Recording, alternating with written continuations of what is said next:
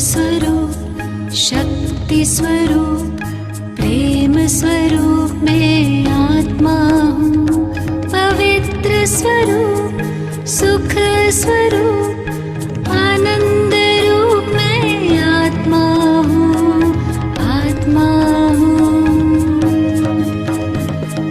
निराकार की मैं पहचान बिंदु स्वरूप मैं आत्मा हूँ। परम पिता की मैं संतान ज्योति स्वरूप मैं आत्मा हूँ।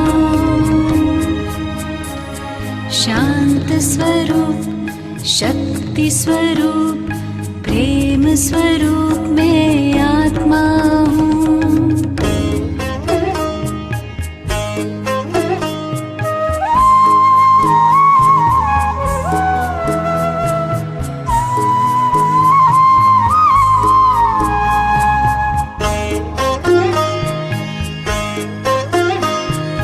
दीप में जैसे ज्योति है, सीप में जैसे मोती है, अंबर में जैसे तारे, फूलों में खुशबू होती है। भ्रिकुटी बीच में विराजमान रूप अनूप में आत्मा हूँ। परम पिता की मैं संतान ज्योति स्वरूप मैं आत्मा हूँ। शांत स्वरूप शक्ति स्वरूप प्रेम। ओम शांति। आज 29 जनवरी 2021 की वाणी। बाबा की महावाक्य। मीठे बच्चे, ग्रेट ग्रेट ग्रैंडफादर अर्थात सर्व धर्म पिताओं का भी आदि पिता है प्रजापिता ब्रह्मा, जिसके ऑक्यूपेशन को तुम बच्चे ही जानते हो। प्रश्न, कर्मों को श्रेष्ठ बनाने की युक्ति क्या है? उत्तर, इस जन्म का कोई भी कर्म बाप से छिपाओ नहीं। श्रीमत के अनुसार कर्म करो तो हर कर्म श्रेष्ठ होगा। सारा मदार कर्मों के ऊपर है। अगर कोई पाप के छिपा लेते तो उसका 100 गुना दंड पड़ता। पाप वृद्धि को पाते रहते, बाप से योग टूट जाता। फिर ऐसे छिपाने वालों की सत्यानाश हो जाती। इसलिए सच्चे बाप के साथ सच्चे रहो। ओम शांति। मीठे मीठे सिकीलधे बच्चे यह तो समझते हैं इस पुरानी दुनिया में अब थोड़े दिन के हम मुसाफिर हैं। दुनिया के मनुष्य तो समझते हैं 40,000 वर्ष यहाँ और रहने का है। तुम बच्चों को तो निश्चय है ना, यह बातें भूलो नहीं। यहाँ बैठे हो तो तुम बच्चों को अंदर में बहुत गदगद होना चाहिए। इन आंखों से जो कुछ देखते हो यह तो विनाश होने का है। आत्मा तो अविनाशी है। यह भी बुद्धि में है। हम आत्मा ने पूरे 84 जन्म लिए हैं। अब बाप आया है ले जाने के लिए। पुरानी दुनिया जब पूरी होती है तब बाप आते हैं नई दुनिया बनाने। नई दुनिया से पुरानी, फिर पुरानी दुनिया से नई दुनिया। इस चक्र का तुम्हारी बुद्धि में ज्ञान है। अनेक बार हमने यह चक्र लगाया है।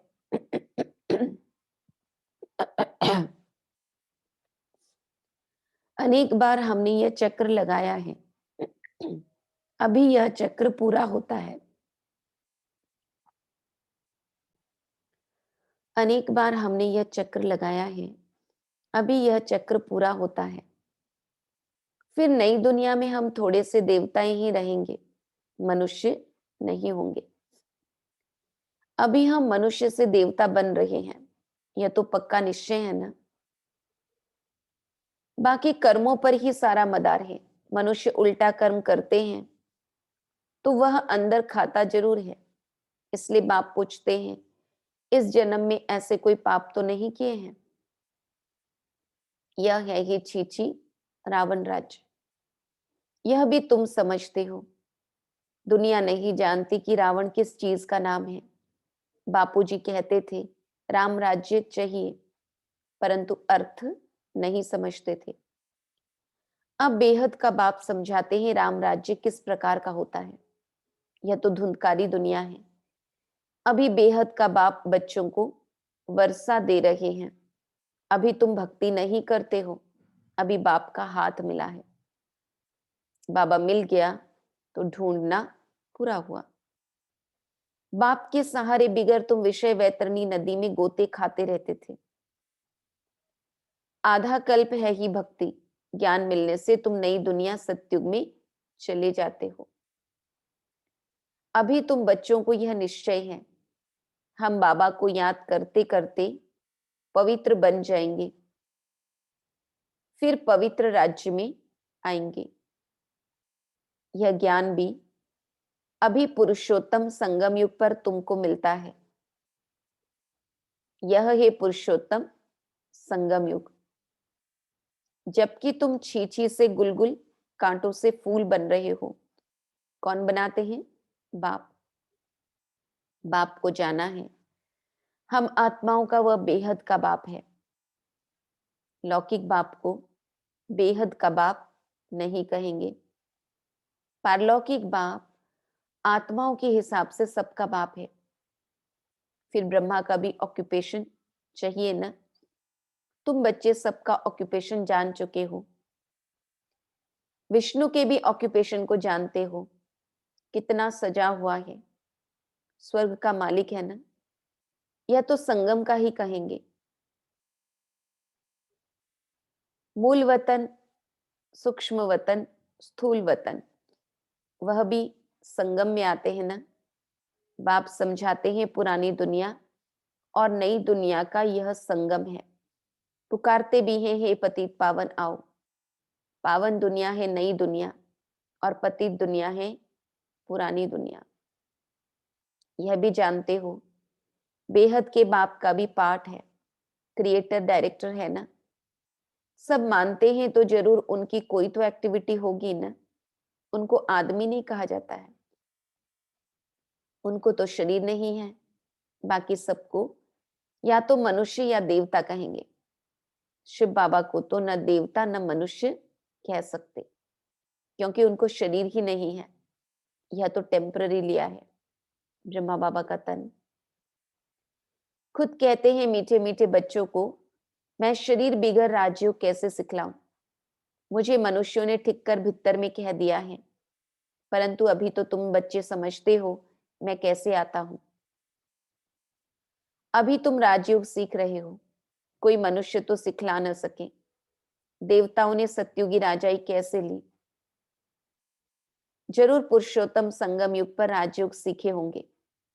तो ये सिमरन कर अभी तुम बच्चों को अथाह खुशी होनी चाहिए। हमने अब 84 का चक्र पूरा किया है। बाप कल्प कल्प आते हैं। बाप खुद कहते हैं यह बहुत जन्मों के अंत का जन्म है। श्री कृष्ण जो प्रिंस था सतयुग का, वही फिर 84 का चक्र लगाते हैं। तुम शिव के तो 84 जन्म बताएंगे नहीं। तुम्हारे में भी नंबरवार पुरुषार्थ अनुसार जानते हैं। माया बहुत कड़ी है, किसको भी छोड़ती नहीं। ये बाप अच्छी रीति जानते हैं।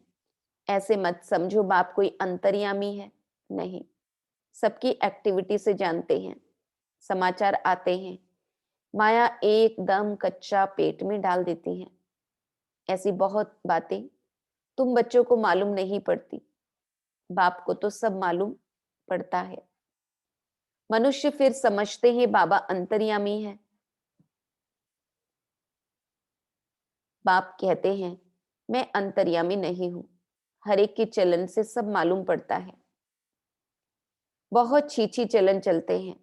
बाप बच्चों को खबरदार करते हैं, माया से संभलना है। माया ऐसी है, किसी न किसी रूप में एकदम हप कर लेती है। फिर भल बाप समझाते हैं तो भी बुद्धि में नहीं बैठता। इसलिए बच्चों को बहुत खबरदार रहना है। काम महाशत्रु है, मालूम भी न पड़े कि हम विकार में गए हैं, ऐसे भी होता है। इसलिए बाप कहते हैं कुछ भी भूल आदि होती है तो साफ बताओ, छिपाओ मत, नहीं तो 100 गुना पाप हो जाएगा। जो अंदर में खाता रहेगा एकदम गिर पड़ेंगे। सच्चे बाप के साथ बिल्कुल सच्चा होना चाहिए, नहीं तो बहुत बहुत घाटा है। माया इस समय तो बहुत कड़ी है, ये रावण की दुनिया है। हम इस पुरानी दुनिया को याद ही क्यों करें? हम तो नई दुनिया को याद करें जहां अब जा रहे हैं। बाप नया मकान बनाते हैं तो बच्चे समझते हैं ना, हमारे लिए मकान बन रहा है, खुशी रहती है। यह है बेहद की बात, हमारे लिए नई दुनिया स्वर्ग बन रही है। स्वर्ग में जरूर मकान भी होंगे रहने लिए। अब हम नई दुनिया में जाने वाले हैं। जितना बाप को याद करेंगे उतना गुलगुल फूल बनेंगे। बाबा कहते हम विकारों के वश कांटे बन गए थे। बाप जानते हैं माया आधा को तो एकदम खा जाती है।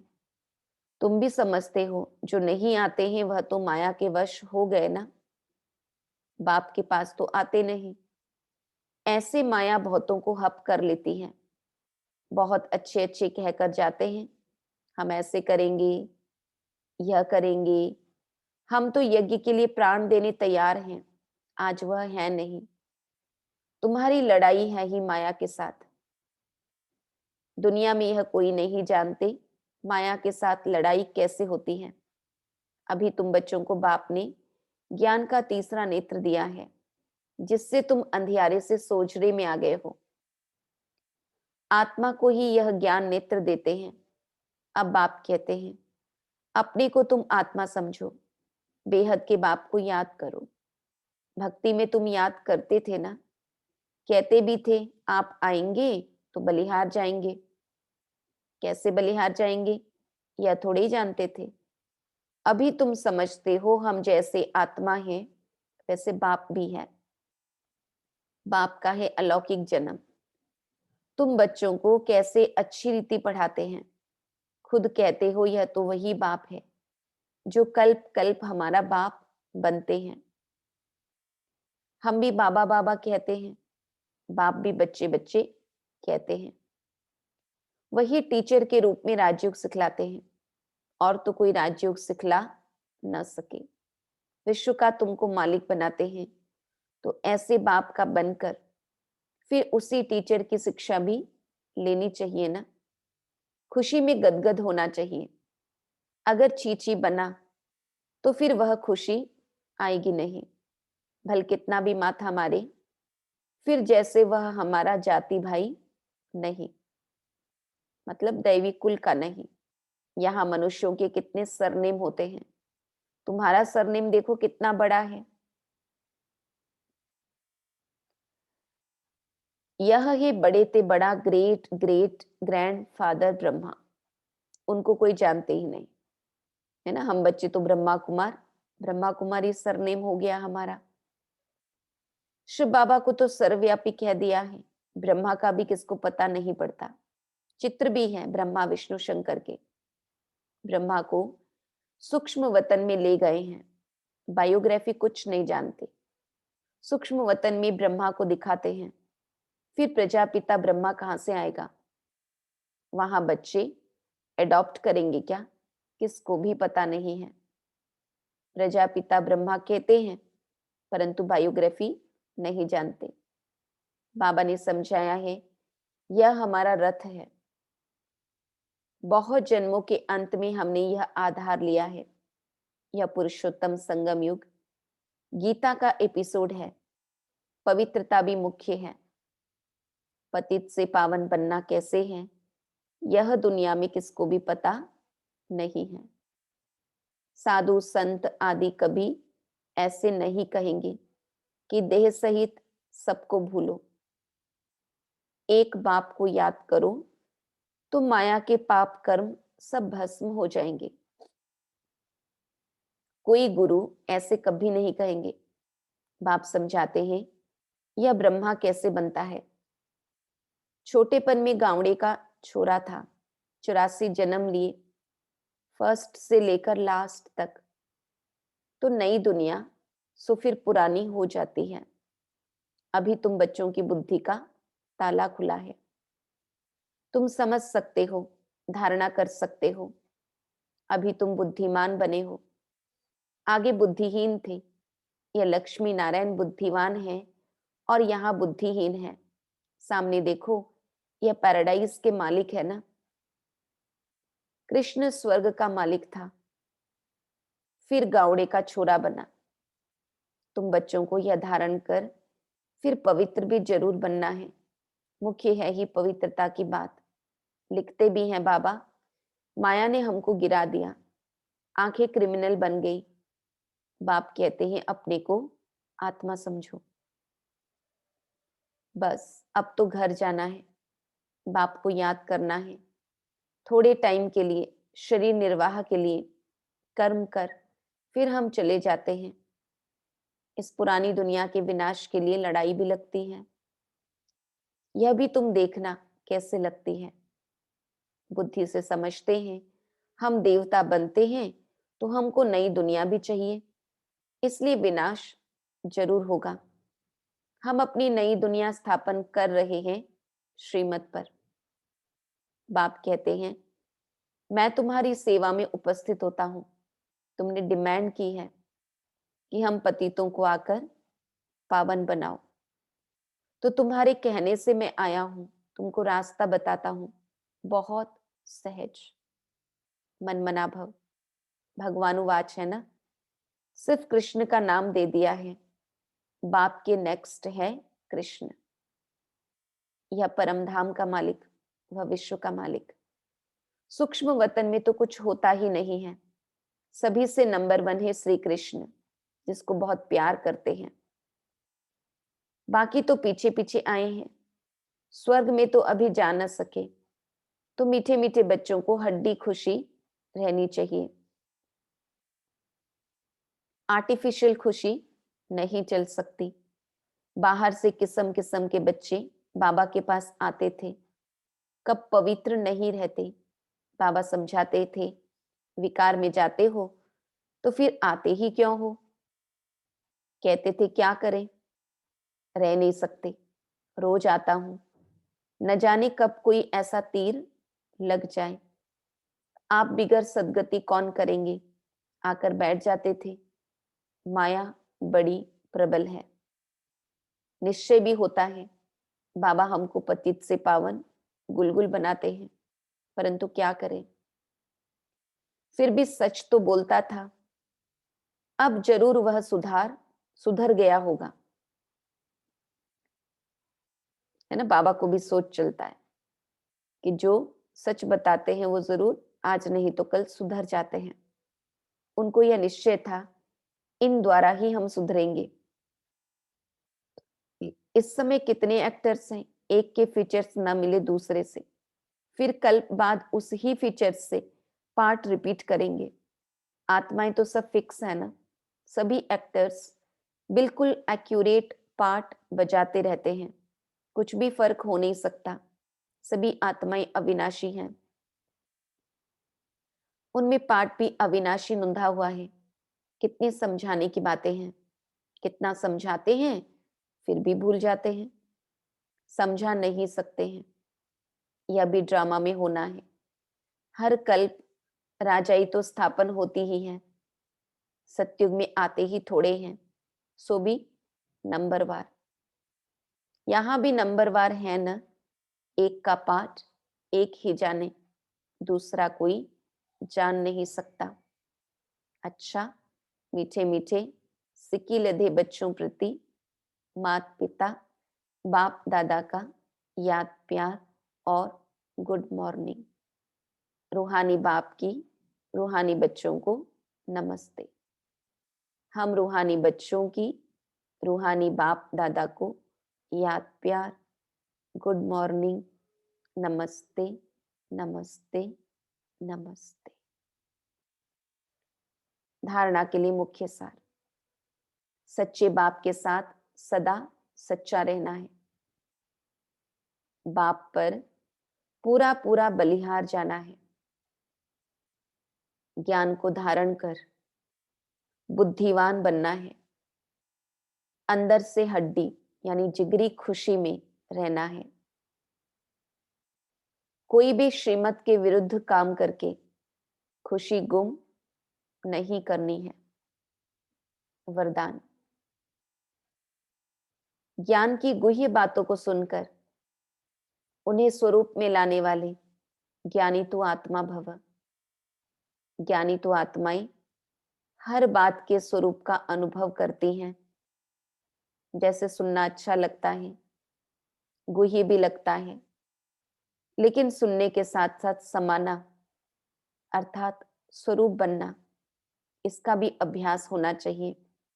मैं आत्मा निराकार हूं, यह बार बार सुनते हो, लेकिन निराकार स्थिति के अनुभवी बनकर सुनो।